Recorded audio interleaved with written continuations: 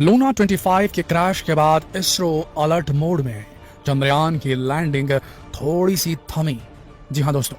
बड़ी खबर है, इसरो अलर्ट मोड पर आ चुका है क्योंकि लूना का क्रैश किस चीज से टकरा कर हुआ ये अभी तक क्लियर नहीं। ये जरूर बताया जा रहा है कि लूना 25 जो था अपनी ट्रिजेक्टरी से दिग्भ्रमित हो गया था, उसकी डायरेक्शन में चेंज आ गई थी और उसके थ्रस्टर्स ने उस डायरेक्शन में थ्रस्ट पैदा कर दी थी जिस डायरेक्शन में होनी नहीं चाहिए थी, और उसके बाद वो जाकर चंद्रमा की सरफेस पर टकरा गया। पर अभी भी ये इन्फॉर्मेशन क्लियर नहीं है कि वो डायरेक्टली जाकर चंद्रमा की सरफेस से टकरा गया या उस ओर जाने से पहले उसका कोलिजन किसी लूनर डेब्री से हो गया। जी हाँ दोस्तों, आपको बता दें,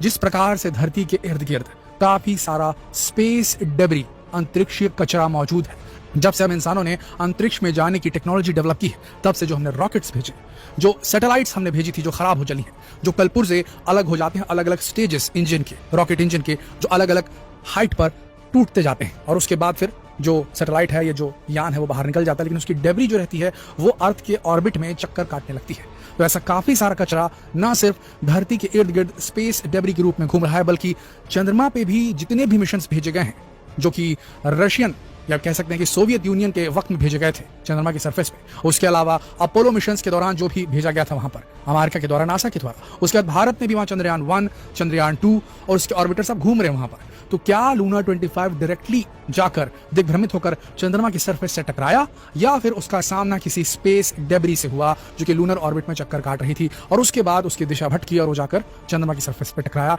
इस बात से अब तक पर्दा नहीं उठ पाया है, इसीलिए इसरो अलर्ट मोड पर चल रहा है दोस्तों। क्योंकि आपको बता दें, चंद्रयान 3 अभी 25/134 की ऑर्बिट में चक्कर काट रहा है और जल्द यानी कि 23 अगस्त को ये उतरने वाला था 5:45 के अराउंड, यानी कि 5:45 के अराउंड। 25 किलोमीटर और 100 किलोमीटर का जो दायरा है ना, लोअर लूनर ऑर्बिट कहा जाता है इसे, LLO, यहीं पर सबसे ज्यादा जो स्पेस डेब्री है वो मौजूद है लूनर ऑर्बिट में। यहीं पर चंद्रयान 2 का भी ऑर्बिटर है, 4 और मिशन जो नासा ने भेजे थे वो हैं, पुराने मिशन का मलबा है, जापान का एक सैटेलाइट वहां गया था उसका भी मलबा मौजूद है, तो वहां पर कोलिजन हो सकता है।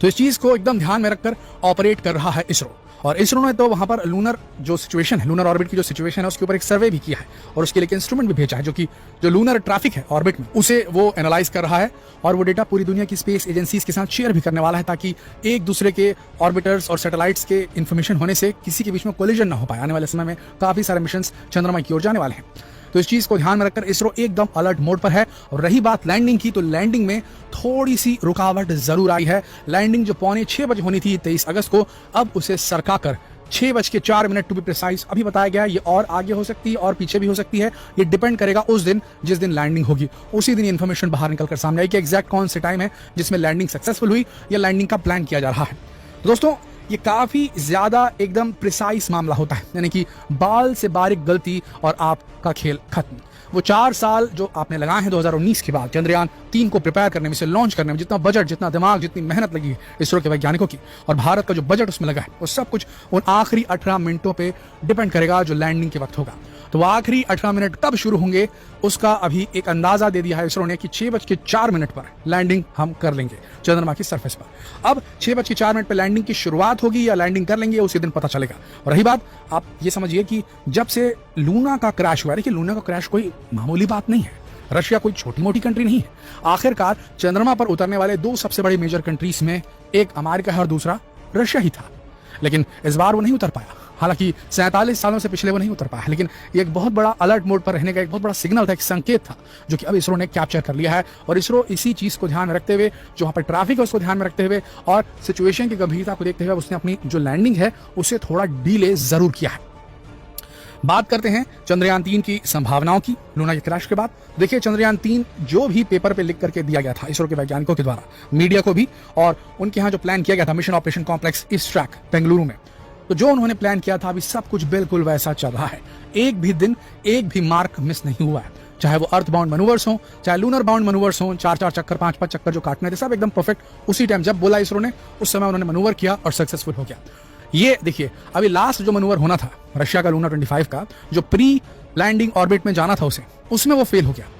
जबकि चंद्रयान 3 को आप देखेंगे तो उसका कोई भी डेट मिस नहीं हुआ है, एक भी डेट उसकी मिस नहीं हुई है। उन्होंने बहुत कैलकुलेटेड तरीके से काम किया है। तो हम कहेंगे संभावना और चांसेस पूरी तरीके से चंद्रयान 3 और इसरो के फेवर में, और इस बार 101% चंद्रयान 3 हमारा जो है वो चंद्रमा की सरफेस पर उतर के ही रहेगा। अब देखना यह है कि वो आखिरी 18 मिनट कैसे कटते हैं। उन आखिरी 18 मिनटों में लक, किस्मत और भारत की इसरो की टेक्नोलॉजी कितना साथ देती है चंद्रयान 3 के विक्रम लैंडर का, हमारे विक्रम लैंडर का, वो किस प्रकार से वहां उतर पाता है। क्या उसे किसी परेशानी का सामना करना पड़ेगा, क्या वो एकदम स्मूथ लैंडिंग होगी और हम सब इसे लाइव देख पाएंगे टेलीविजन पे और सब के सब एक साथ सेलिब्रेट करेंगे 23 अगस्त की तारीख को, ये वक्त बताएगा दोस्तों।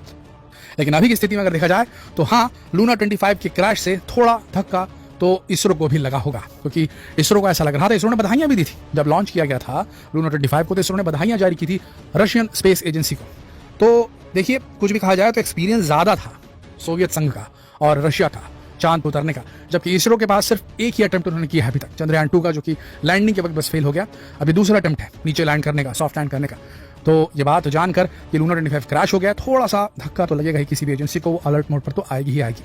कयास ये भी लगाए जा रहे हैं कि क्या चंद्रयान 3 लूना का मलबा चंद्रमा की सरफेस पर खोज पाएगा। क्या चंद्रयान 3 का जो कैमरा है वो लूना के मलबे को, लूना जहां टकराया उसके मलबे की फोटोग्राफ्स खींच करके अपने मित्र रशिया की मदद कर पाएगा। क्या रूस मदद मांगने के लिए इसरो के पास आएगा, जो कि हमारे ख्याल से जरूर आएगा। रशियन एजेंसीज को अगर इस रेस में बना रहना है, रॉसकॉस्मॉस को अगर स्पेस रेस, मून रेस में बना रहना है और अपनी उपयोगिता अपने चीनी भागीदारों के साथ उनके सामने दिखानी है, तो उसे इसरो के पास आना ही होगा। रॉसकॉस्मॉस इसरो के पास जरूर आएगा और वो चाहेगा कि कम से कम चंद्रयान 2 का जो ऑर्बिटर हमारा काम कर रहा है, कि वो एटलीस्ट फोटोग्राफ खींच करके चंद्रयान 2 का जो ऑर्बिटर है, कम से कम वो फोटो खींच करके भेजे रॉसकॉस्मॉस के पास। और उसके बाद रॉसकॉस्मॉस उस चीज का अंदाजा लगाएं कि हमारा कम्युनिकेशन जब टूटा लूना 25 से,